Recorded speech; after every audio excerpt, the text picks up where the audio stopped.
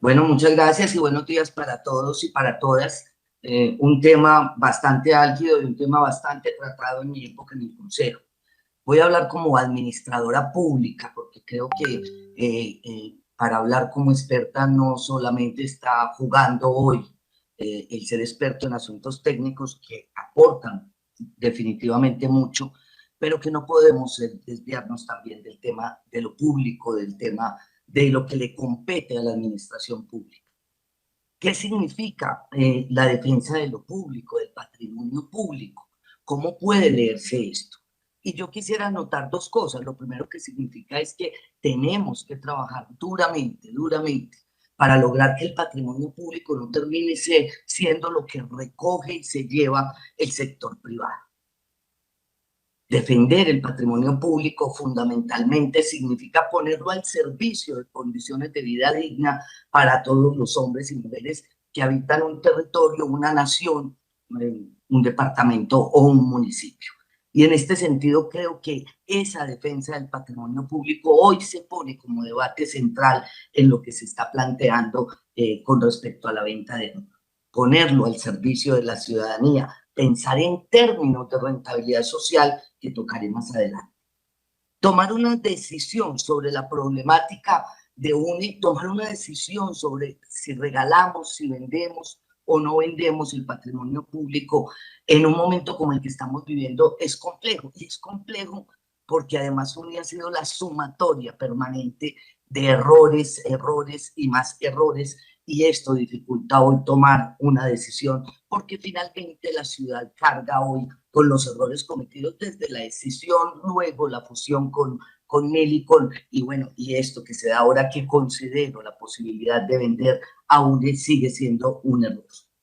Los procesos de estatización de los servicios públicos en el mundo se vienen dando. Eso casi que hoy no tiene tanta discusión como la pudo tener hace algunos años. Muchos países, entre ellos Alemania, está viendo cómo retorna a lo público todo lo que tenga que ver con un servicio público esencial. Y la pandemia nos dejó una enseñanza, y una enseñanza bien dura, es que las telecomunicaciones se convirtieron en la única herramienta para lograr que el país no se parara totalmente, pero además para garantizar que la educación, la formación pudiera llegar a los hogares en momentos en que tuvimos cierres totales y no podíamos parar aquello de seguir preparando al país. Con todas esas dificultades a las que nos enfrentamos, entonces Colombia hoy tiene que ver como una necesidad aún más grande pensar en que los servicios de Internet, de datos, deberían estar en manos del Estado para que el Estado garantice realmente el acceso universal como servicio público esencial. Hay un asunto dentro de lo público que es bastante preocupante, ya algunos de los que me antecedieron lo tocaron, y es la ley 226 de 1995, que ha sido violada una y otra vez y que se vuelve un tema hoy fundamental en este debate. Obligar a ser exactos en el para qué se vende.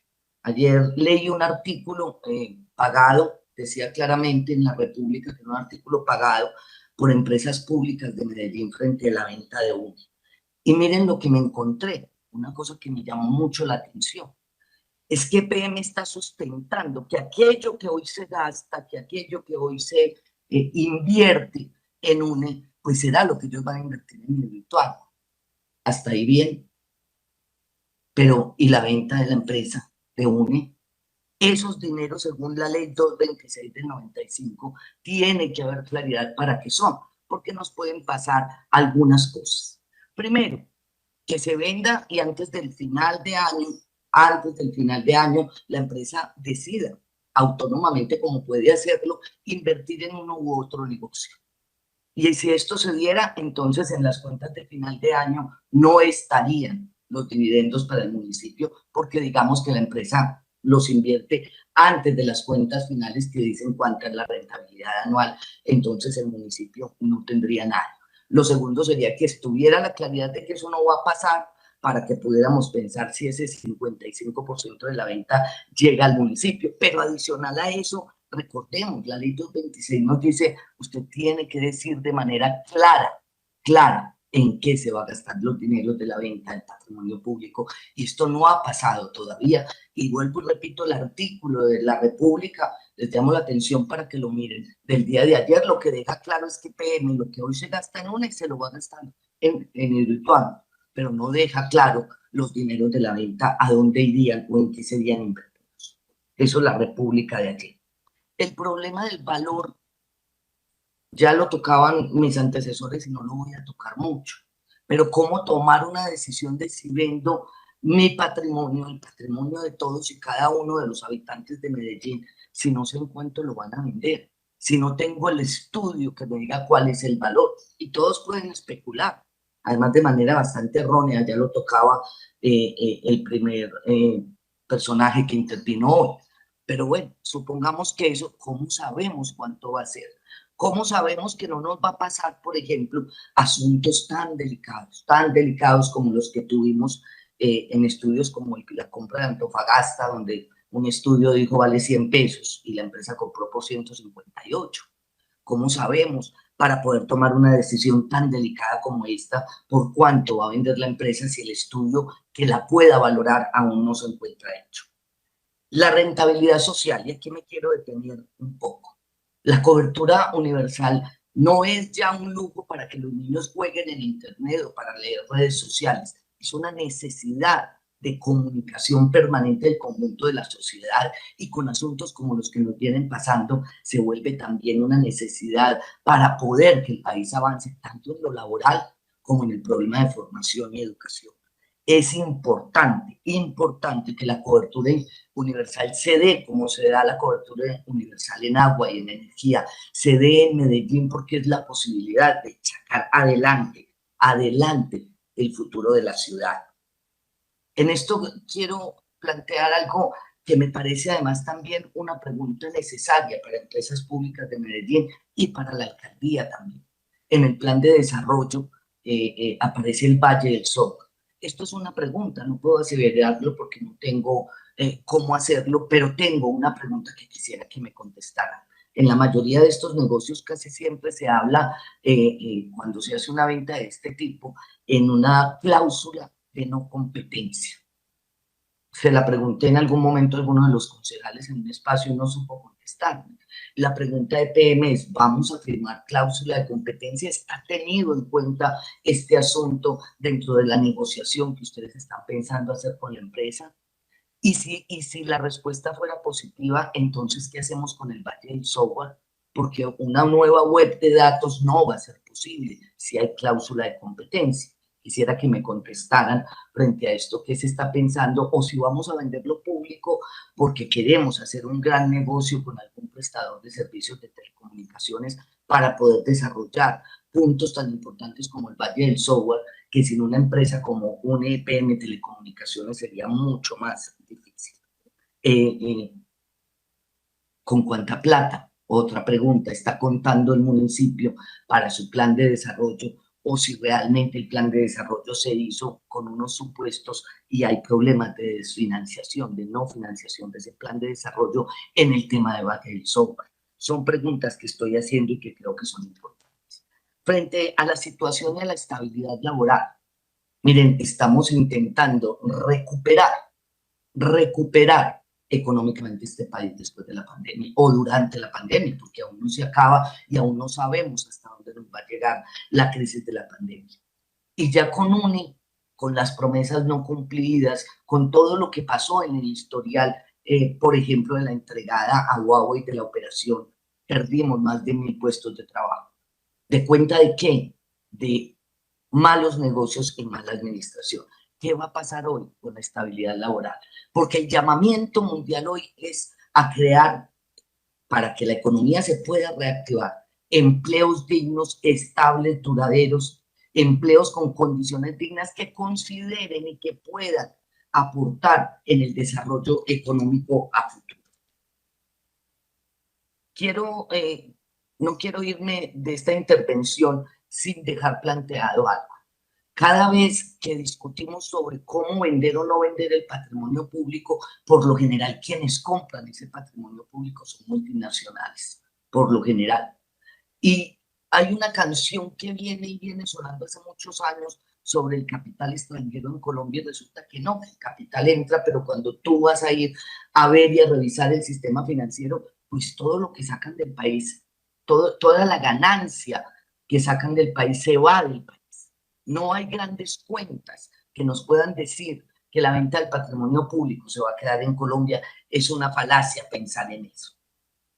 Y lo último es, vamos a hacer este debate, esta discusión y la posible, yo espero que no, venta de UNE sin ajustar cuentas. Es decir, ¿cuál es la respuesta que tenemos hoy? Clara, contundente, frente a problemas como las deudas con la compra de Mil y Colombia Móvil. ¿Dónde está ese dinero? ¿Apareció? ¿Lo pagaron? ¿No lo pagaron? ¿Dónde está? ¿Qué ha pasado y dónde están los dineros de las ventas de activos que ha hecho de manera permanente Millicom? Es decir, ese cruce de cuentas entre empresas públicas de Medellín y Millicom está claro para el Consejo de Medellín, está claro para la ciudad. Los préstamos que una y otra vez se han hecho están claros. Creo que sin ese cruce de cuentas y sin esa claridad tampoco podría hablarse de esto. Y también como una cosa curiosa que dejo sobre el papel. En el año 2017, en un informe de la Contraloría se decía que entre 2016 y 2017 el plan de negocios que tenía Millicom como administrador de UNE, pues era un plan de negocios hecho para pérdida, inclusive estaba en investigación ese proceso que no sé si terminó en algo, parece que no, pero había una enorme preocupación por eso. Y entonces cuando uno va a mirar las cifras que nos presenta Millicom, que nos presenta UNE EPM Telecomunicaciones, entonces empieza a ver que el EBITDA es positivo, pero las ganancias de la empresa son negativas. ¿Cómo entender eso? Se entiende muy fácil para quienes alguna vez han estudiado administración, es que eso es el resultado de una mala administración. Pero ese no es el sustento para vender la empresa, es el sustento para recuperarla. Es el sustento para pensar en comprar. TIPSA es una buena opción. Tenemos un montón de negocios en el extranjero que no le están aportando ni en rentabilidad social, ni en rentabilidad financiera, ni al país, ni a la ciudad, ni a la empresa. Entonces, ¿por qué no pensar en venderlos y comprar nuestra empresa y sacarla adelante? Y por último, decirles, no debería, no podría, no es éticamente correcto, pero creo que tampoco en lo legal se acercaría a una realidad votar positivo a la venta del patrimonio público sin tener el manejo y el control de toda la información. Y creo que no solamente los concejales deberían tener toda la información a la mano, sino además que debería poderla tener la ciudadanía. Hoy, desde el espacio de lo público, como administradora pública, como exconcejal de Medellín, como lideresa social, hago un llamado para que no se venda a UNE, para que UNE sea comprada el 100% y para que los concejales no sigan en ese recorrido de tantos años de error tras error, que además dejan sobre la mesa un manto de duda de si han sido verdaderamente errores o han sido votos dados a conciencia sabiendo a qué se está jugando. Recuperemos a UNE. UNE nos ha pertenecido, está en el ADN de Empresas Públicas de Medellín, pero además es garantía de desarrollo para la ciudad, es garantía de desarrollo para nuestros chicos y chicas, es garantía de comunicaciones en manos de lo público. Recuperemos a UNE, recuperemos el patrimonio público y pensemos en cobertura universal que nos garantice que cada ciudadano, hombre o mujer, en el Valle de Aburrá, en particular en Medellín, tenga acceso a las comunicaciones y con ellas pueda tener acceso real al contenido que tienen la educación, la política, la cultura y todos los renglones de la vida del país. Sin UNE vamos a tener que pagar grandes capitales para poder hacer realidad, por ejemplo, el plan de desarrollo del doctor Quintero con el Valle del Software. Sin UNE vamos a tener que sacrificar las posibilidades de que nuestros niños y niñas en momentos de crisis como la del COVID puedan tener educación, puedan tener acceso a seguir su formación. Hago un llamado entonces para que desde la administración pública podamos decirle al pueblo de Medellín, este consejo se pone la camiseta de defensa de lo público pensado, mirado y sentido desde la posibilidad de crear condiciones de vida digna. La rentabilidad social debe ponerse al frente sin abandonar la rentabilidad financiera. Y los grandes capitales de inversión los tiene PM, tiene la posibilidad de invertir para que las deudas ya no las haga Millicom a nombre de lo público, sino que las deudas las asumamos nosotros en una política de desarrollo permanente de nuestra ciudad, permanente de nuestro pueblo, permanente de los hombres y mujeres que hacen parte de esta sociedad.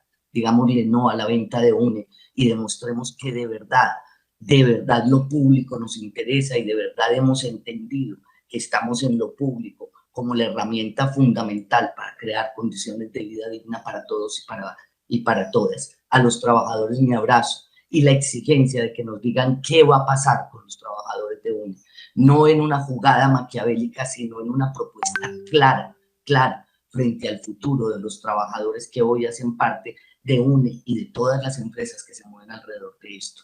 No puede el Consejo hacerse simplemente el del que no es un asunto de ellos. Tiene que responder por el empleo digno de cada uno de los hombres y mujeres que hoy son trabajadores y trabajadoras de EPM UNE Telecomunicaciones. Buen día y muchas gracias.